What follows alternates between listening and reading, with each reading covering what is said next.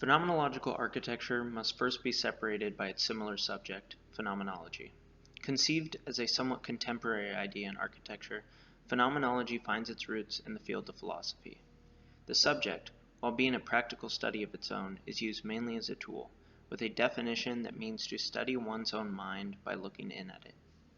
It seems quite natural that although architects like Stephen Hall and philosophers like Martin Heidegger have popularized the relationship between these two fields in the last century, their intersection must have existed long before.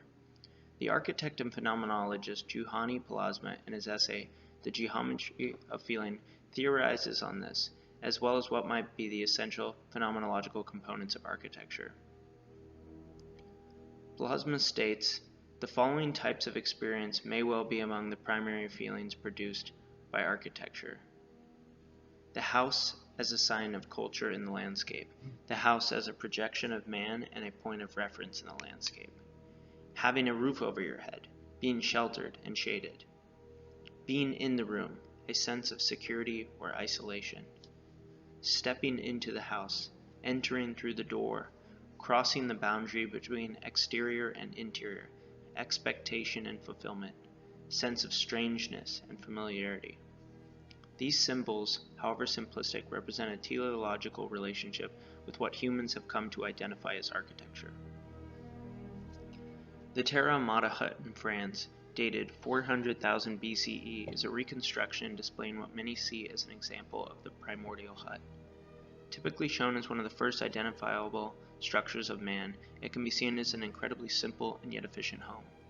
As a symbol, it evokes the absolutely necessary, a place of living and surviving. Throughout cultures, different versions of these shelters express that although differences in material and authorship exist, the formal design results are quite similar. As amateur builders, the concern of these first architects mainly consisted of homes as protection, shelter from the weather, animals, and fellow men primarily. The simplicity of these homes called for basic materials, things like rocks, sticks, and local earth. And through the simplicity, the definition of what would be identified as a building was manifested. Associations of visual, tactile, and sensory phenomenon established themselves and became fundamental to the idea of shelter. In the present, architecture looks back to find the foundations of what it should be. Attempts by the modernists manifested in an ideology of calculated objectivity that was said to grasp what humans logically needed.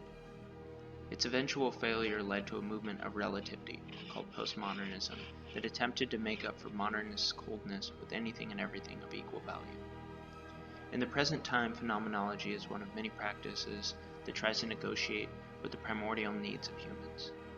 Architects like Stephen Hall and Peter Zumthor create architecture that connects with inherent symbolism that was established by these first homes. Their attempts to call upon symbols to generate the effects of what truly feel to be architecture.